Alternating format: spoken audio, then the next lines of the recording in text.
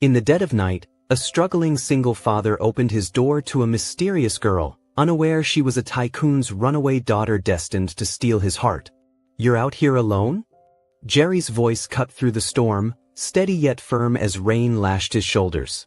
"This street's no place for anyone at 2 a.m. Startled, the girl spun around, her soaked hair clinging to her face, her wide, fearful eyes darting through the shadows before locking onto him. "I don't want your pity," she hissed, clutching herself against the cold, her defiance barely masking a tremor of dread. Jerry moved closer, but not too close. He was still in his city cleaning uniform, the bright stripes softly shining under the street light. "I'm not feeling sorry for you," he said. "I'm offering a warm place with water and no knives in the hands of strangers." The girl hesitated. Her lips trembled, not just from the cold. He saw her fingers shake, the way she looked towards the dark end of the block as if expecting someone or afraid someone might come back. "What happened?" he asked, his voice softer now. She looked down. "I was robbed. My phone is dead. My bag is gone." Jerry let the quiet hang for a moment. Then he breathed out. "Do you want to call someone?" She shook her head. "I don't want to talk to anyone. I just need a safe place until morning." Jerry thought about it. His first thought was to walk away. He had a 6-year-old daughter at home and couldn't take chances. But something about how she stood, shaking with both pride and fear, made him stop thinking and start acting. "All right," he said, fixing the strap on his work bag. "I live 2 blocks from here. It's not much, but it's warm. You can stay on the couch for the night." She looked like she might argue again, but then her knees bent slightly. "Okay," she said, barely loud enough to hear. They walked quietly. Jerry kept a small distance, respectful but watching. When they got to his small duplex house, he carefully unlocked the door and motioned for her to come inside. The house was dimly lit, clean, but clearly lived in, with children's books on a shelf and a small pink backpack near the door. "Take your shoes off there," he said, pointing to a mat. "The couch is yours for the night. There's an extra blanket in the closet." She nodded without a word, wiping rain from her cheeks with her sleeve. Jerry walked to the back of the house into a small room full of boxes. He put his wallet and keys in a locked drawer, not because he suspected her, but from a habit learned from needing to survive. Then he came back with a blanket, a clean towel, and a dry sweatshirt. "The bathroom's to the right," he said, giving them to her. "You can shower if you want. The water takes a minute to get warm." She took the items with both hands, her eyes quickly looking at his face, confused by his calm way. "Why are you doing this?" she asked finally. Jerry rubbed the back of his neck. "Because you looked like you needed help, and I'd hope someone would do the same for my daughter if she ever gets into trouble." The girl seemed to flinch at the word daughter, but said nothing. While she was in the bathroom, Jerry quickly wrote a note and placed it beside a hot cup of water heated in the microwave. Then, as quietly as he could, he went down the hallway into the bedroom he shared with his little girl. Anna came out of the bathroom 20 minutes later wearing the big sweatshirt. The house was quiet. On the coffee table next to the sofa sat a folded blanket, the mug of warm water, and the note. It said, "If you need to call anyone, the house phone is on the wall. Don't hesitate to open the closet for more blankets. Please keep the door closed. My daughter is a light sleeper." She stared at the note for a long time, her fingers gently touching the edge of the cup. The warmth went from the ceramic into her skin, and for the first time all night, she felt something she hadn't felt in days. She curled onto the couch, pulled the blanket over her, and listened to the rain get softer outside. The man who had taken her in hadn't asked for her name or given his. He hadn't made her feel small or like she owed him or judged. She didn't know who he was. But for now, that didn't matter. She would sleep, and tomorrow, she would figure out what to do next. Anna woke to the sound of laughing, high-pitched and clearly a child's, on May 12, 2024. For a moment, she felt lost. The soft blanket around her, the smell of something warm from the kitchen, the quiet sound of cartoons playing low in the background, it was very different from the messy night before. She sat up slowly and blinked in the soft morning light. Across the small living room, a little girl sat with her legs crossed on the carpet, building a tower from plastic blocks. Her curly hair bounced as she giggled to herself, Seeming unaware Anna had woken up. "Good morning," Anna said gently, her voice rough. The child looked up, her face bright with curiosity. "Hi, you're the princess that slept on our couch," she said happily. Anna blinked. "Excuse me?" "My name is Vanessa," the girl said proudly. "Daddy said a nice lady stayed over because she was cold and rained on." "That's you." Anna chuckled, her first real smile in days. "I guess that's me." "Nice to meet you, Vanessa." A voice called from the kitchen. "Vanessa, breakfast duty. Come help me burn the toast." Vanessa giggled again and ran towards the kitchen. Anna stood, stretched, and followed slowly, her body still stiff from sleeping in odd positions. She stepped into the small kitchen to find Jerry cracking eggs into a bowl with one hand, his other stirring something in a pan. "You cook?" she asked, unsure if her voice showed admiration or surprise. Jerry glanced over. "Only if Vanessa is brave enough to eat it. You want to help?" Anna hesitated. "I can try, though I should warn you, I'm not very good at cooking or housework." He passed her a whisk and smiled. "Neither am I. That's why we burn a lot of toast in this house." She laughed, the sound surprising even herself. Together, they moved around the small kitchen. Vanessa climbed onto a stool to help butter slices of bread while Anna tried to flip scrambled eggs. Of course, she messed up. The spatula slipped from her hand, and the bowl tipped sideways, splattering eggs across the counter and onto the floor. Anna gasped. "Oh no!" She reached for a towel, but Vanessa got to it first. The little girl handed her a paper towel with a grin. "It's okay. Daddy spills stuff too all the time." Anna stared at her for a moment, then burst into genuine laughter. Jerry said nothing, just smiled as he quietly scooped the rest of the eggs back into the pan and kept cooking. When they finally sat down for breakfast, Anna looked nervously at the plate in front of Jerry. She had tried her best, but the eggs were overcooked, the toast a little burnt, and the bacon oddly chewy. Still, Jerry ate every bite. "This is great," he said with a straight face. "You don't have to lie," Anna replied, raising an eyebrow. "I'm not lying," Jerry said. "It's good enough to eat. That counts." Vanessa poked at hers, chewing carefully. Anna tried not to watch. After the meal, Jerry stood and collected the dishes. "You two relax. I'll take care of this." Anna offered to help, but he waved her off. As she and Vanessa moved to the living room, she glanced back and saw him secretly getting another plate from the oven, fresh scrambled eggs and toast. He had cooked something else for Vanessa just in case. She said nothing. Later that morning, while Anna helped Vanessa build a Lego house, the little girl leaned in and whispered, "The eggs Daddy made after were better, but it's okay." "He still ate yours." Anna's eyebrows rose. "He made more." Vanessa nodded. "But he told me not to tell." "Oops." Anna stood up, walked to the kitchen, and leaned against the door frame. Jerry looked up, caught in the middle of eating his second plate of eggs. She crossed her arms. "So, I burned breakfast." He smiled shyly. "You cooked breakfast. That's what matters." "Why not just tell me?" Jerry shrugged. "Because the first time doing something is always messy.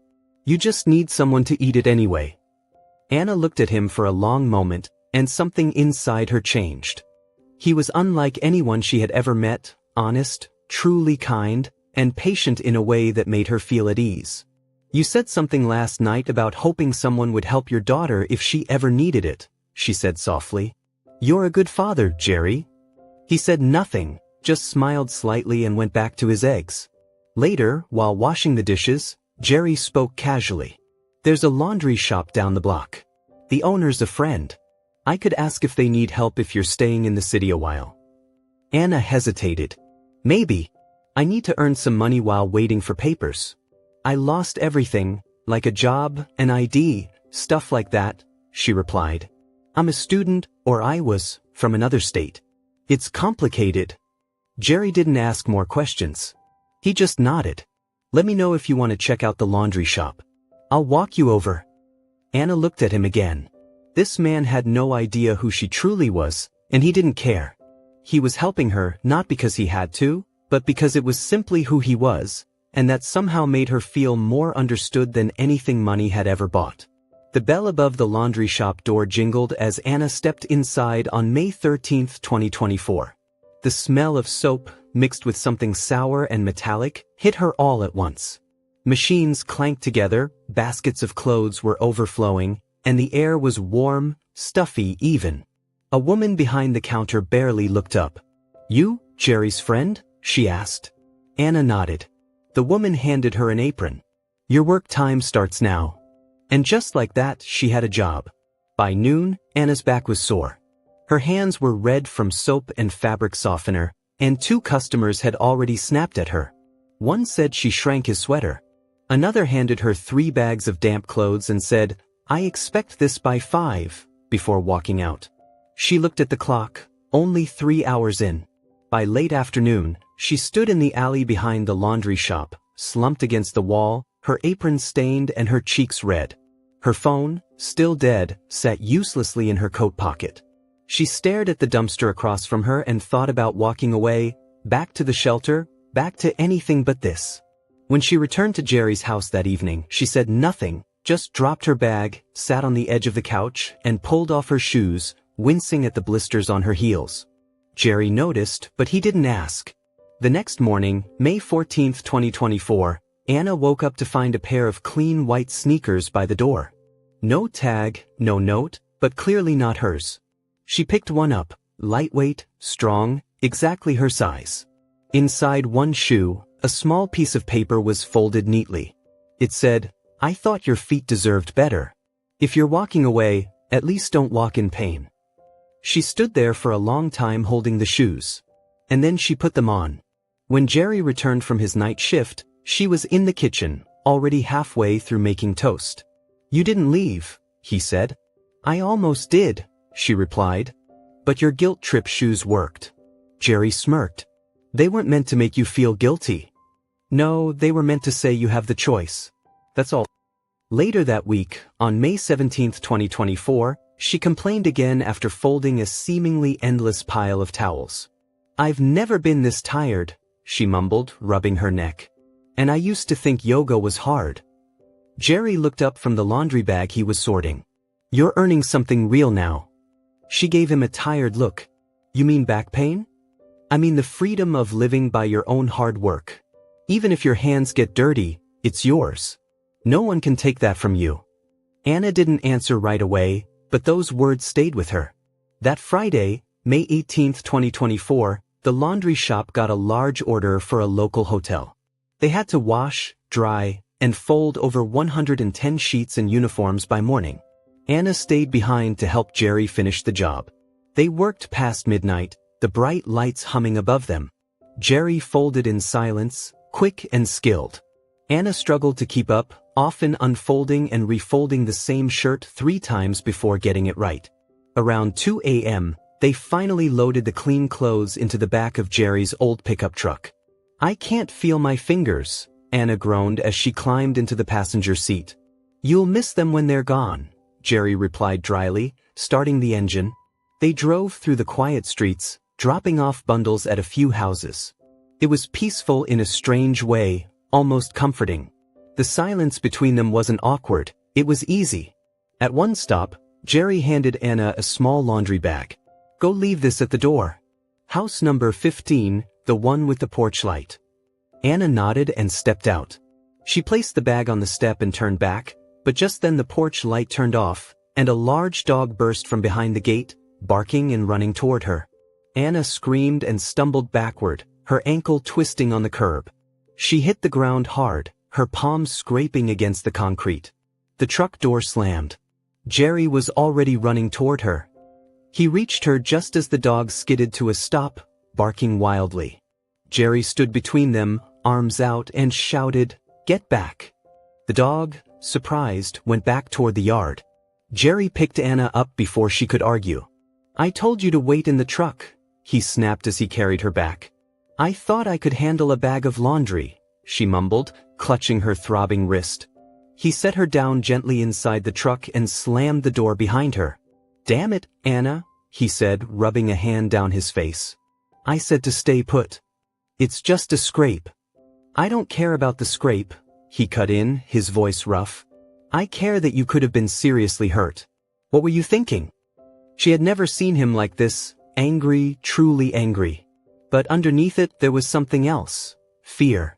She looked at him for a moment, and then her eyes filled with tears, not from the pain in her ankle, but from the sudden huge wave of emotion. No one's ever yelled at me because they were scared for me, she whispered.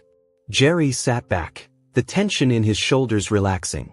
Well, he said quietly, you're in the wrong house now. Anna wiped at her cheeks and laughed, a wet, broken sound. And for the first time, it didn't feel like a house anymore. It felt like something else, something like home. Anna was folding towels behind the counter when the necklace slipped out. It was a thin gold chain, delicate and fancy, with a single blue stone that caught the light like a drop of blue fire. She had hidden it inside a pocket of her duffel bag, wrapped in an old sock, hoping never to see it again. But somehow it had made its way into the laundry by mistake. She froze the moment she saw it lying on top of the pile of white clothes. Before she could reach for it, Jerry walked past, stopped, and looked down. His eyes landed on the necklace. For a moment, he said nothing. Then slowly he looked up at her. She held her breath. That, he said quietly, isn't what a broke student carries around. Anna hesitated, then reached down and quickly grabbed the necklace, tucking it into her back pocket. I forgot it was in there, she mumbled. Who is it? Jerry asked, his voice low. Anna didn't answer. Jerry stepped back, his face getting tight. Who are you really? Anna swallowed hard. The silence was louder than any shout. I'm someone who walked away from a world where everything has a price except love, she said finally. That's all you need to know. He stared at her for a long moment. You lied to me. I didn't lie. I left things out. Jerry's voice dropped. That's the same thing. Anna's lips trembled, but she turned away, her hands shaking. Do you know what it's like to be watched every moment of your life? To be told who to love, where to go, what to become? No, Jerry said, but I know what it's like to be honest with someone who isn't. They stood there in silence, the hum of machines the only sound between them. Anna felt tears coming, but refused to let them fall. Before either could speak again, the door swung open. A man in a leather jacket and baseball cap walked in, holding up a smartphone, his eyes fixed on Anna. There she is, he mumbled, raising his camera. Anna's breath caught in her throat. The man snapped a photo. You've been missing for 6 days, sweetheart. Your daddy's offering 5 figures to know where you're hiding. Jerry stepped forward.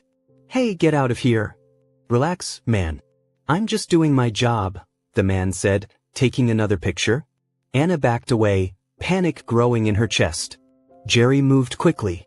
He grabbed Anna by the arm and pulled her toward the back exit. Go now. They burst out the back door, Anna breathing heavily, her mind racing. Jerry didn't stop running until they reached his truck. What about Vanessa? Anna gasped. She's at school. I'll get her. Within the hour, Vanessa was in Jerry's arms, confused and sleepy. Jerry handed her a juice box and strapped her into the back seat of the truck. Anna watched in stunned silence as he drove them, not home, but to the house next door, to his neighbor, Mrs. Ella, on May 19, 2024. She'll keep her safe, Jerry said. You trust her? With my life, Jerry said, his voice firm. Mrs. Ella opened the door before he could knock, nodding silently. Come on in. I'll keep the little one. Jerry leaned down and kissed Vanessa's forehead. You'll stay with Grandma Ella for a little while, okay? Just like a sleepover. Vanessa nodded. Okay, Daddy. Jerry straightened, breathed out deeply, and turned to Anna. Let's go. They drove out of the neighborhood, not speaking until they were on the edge of town. Anna stared at him in the silence, guilt and thanks fighting in her chest. He kept one hand on the wheel, the other resting lightly on his leg, fingers bending. Anna realized then that his shirt sleeve was torn. Your arm, she said suddenly. What happened? He glanced down at the bruise forming along his upper arm. The guy pushed me when I tried to block his camera. Why didn't you say anything? Jerry shrugged.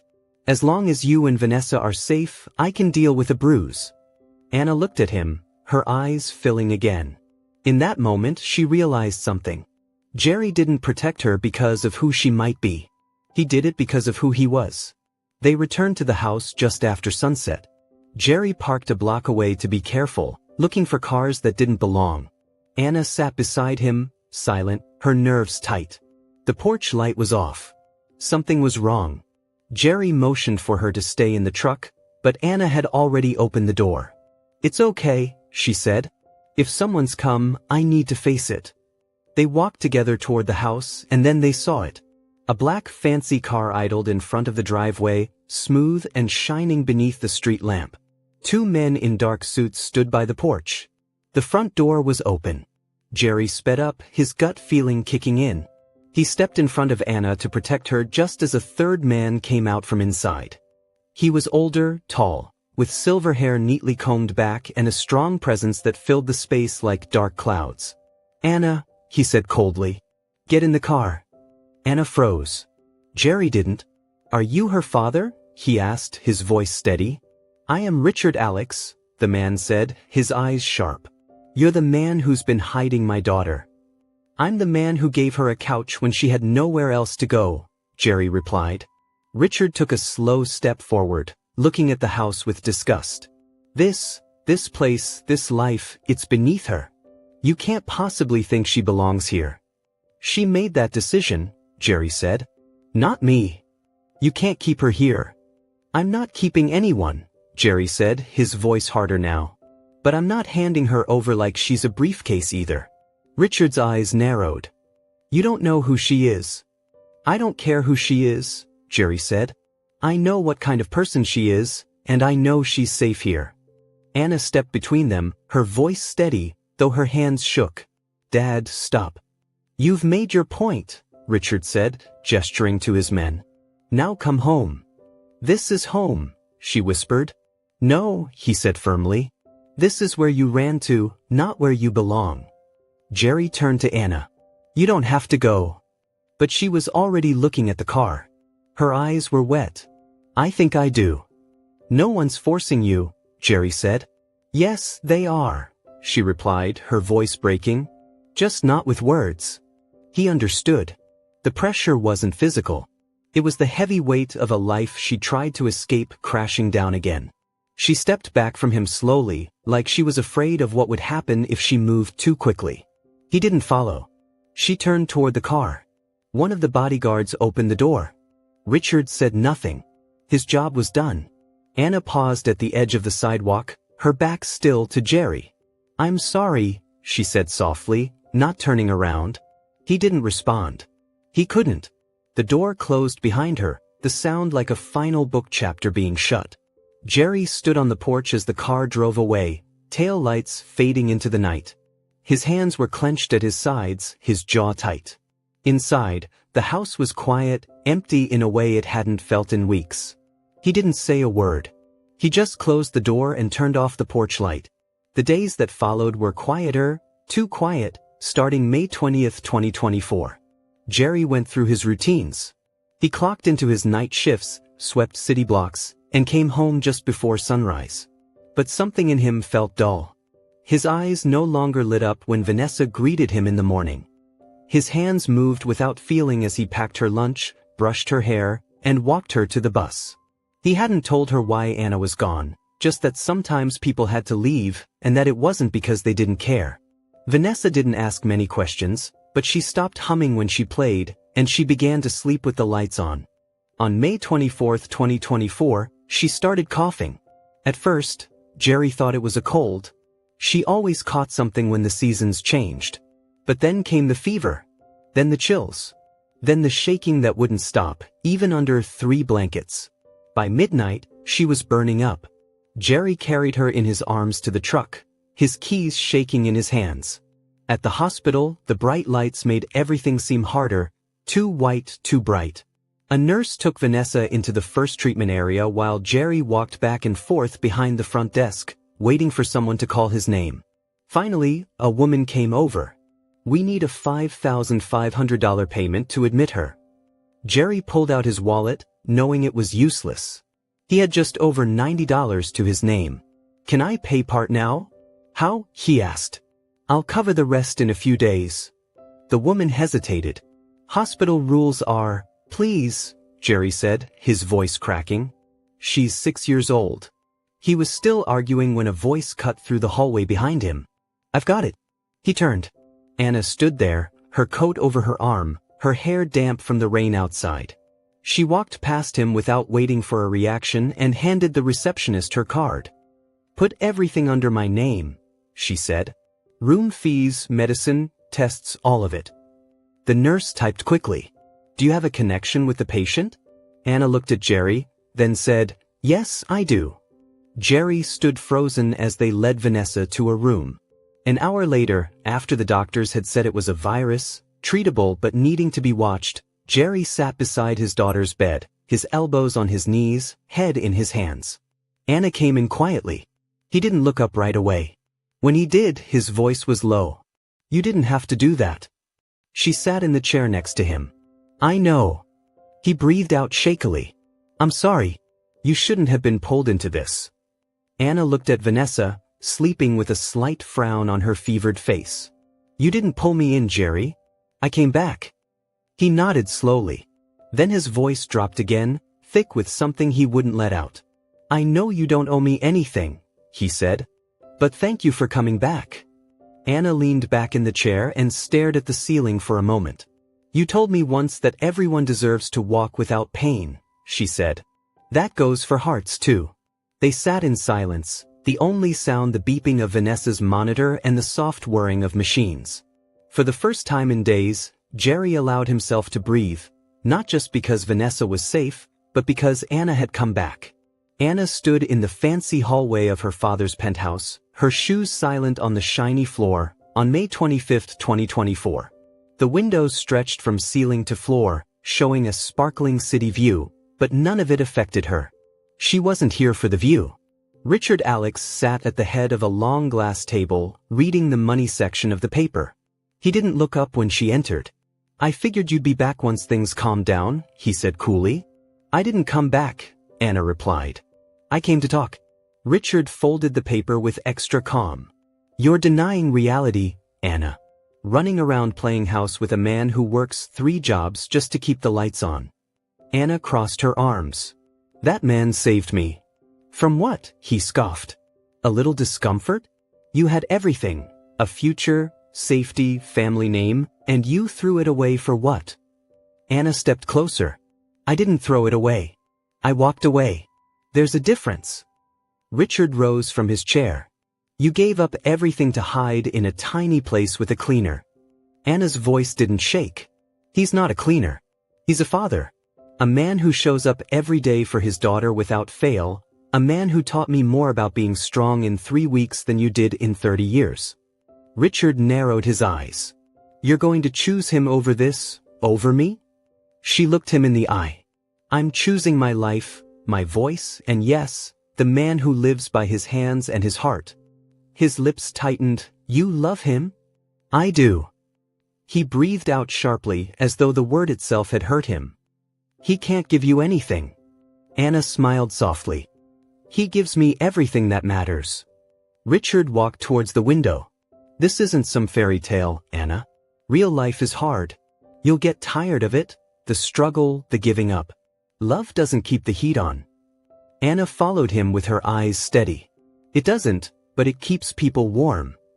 He turned sharply, finally meeting her gaze with something vulnerable in his eyes. You think he can protect you, provide for you? He already has, she said. Not with money, with respect, with truth. There was silence for a long time. Then Richard walked to the bar and poured himself a drink. I never meant to be the bad guy, he mumbled. I know, Anna said. You just forgot how to be a person. He stared down into his glass, the tension in his shoulders weakening. He has something I don't. Anna tilted her head. You mean a daughter who loves him for who he is? He looked up sharply. She didn't flinch. I'm going back, she said simply. To him, to the life I chose. And this time, I'm not running. I'm walking toward it. Richard didn't stop her.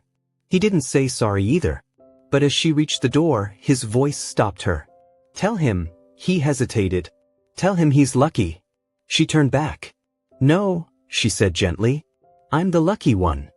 And then she walked out into the rain, into the noise, into her real life. She didn't look back. The knock came just after sunrise on May 26, 2024. Jerry was in the kitchen making pancakes shaped like dinosaurs, Vanessa's favorite. He wiped his hands on a towel, expecting the mailman, or maybe Mrs. Ella, dropping off some homemade food. He opened the door and froze. Anna stood there, her hair pulled into a messy bun, her jacket damp with morning dew. In her hands, she held a small brown paper bag. "For Vanessa," she said softly. "Blueberry muffins, the real kind. No fake stuff." Jerry didn't say anything. "I'm not here to stay the night," she added quickly, her voice steady. "I'm here to stay if you'll have me." He searched her face for doubt, but found none. "We're not rich," he said, his voice rough. Anna stepped closer. "I've had everything, Jerry, money, travel, fancy things. But I never had a kitchen where someone made dinosaur pancakes. I never had a home that felt like it loved me back." Jerry stared at her. The weight of every sleepless night, every unsaid word, every hidden feeling threatened to burst free. "This house is small. It's enough," she said. "It's full of love." His eyes softened. "We don't have much." "I had everything," she repeated, her voice gentler now. "I just didn't have a family." A small voice interrupted them. "Anna." They both turned to see Vanessa standing in the doorway, rubbing her eyes. Anna knelt down. "Hey, sunshine, I brought muffins." Vanessa ran to her, arms wrapping tight around her neck. "Are you staying forever?"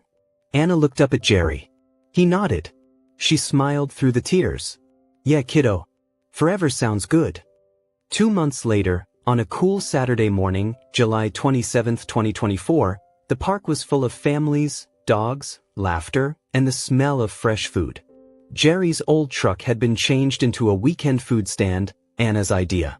The sign read, "Jerry's Jams, Breakfast Wraps, Muffins, and Coffee." Anna worked the cooking grill while Jerry took orders. Vanessa handed out napkins and stickers to customers with a proud grin. They didn't make a fortune, but they made enough, and they made something else. Life. Anna flipped a pancake and caught Jerry watching her. He smiled and silently mouthed, "Thank you." She grinned back. For the first time in her life, she didn't need a palace to feel like a queen. She just needed them. Sometimes the best lives are built not with money, but with kindness, honesty, and the bravery to choose love over fear. Jerry had nothing to offer but a couch, a cup of warm water, and a quiet heart full of self-respect. And that was exactly what Anna needed to find the one thing her world had never given her: home.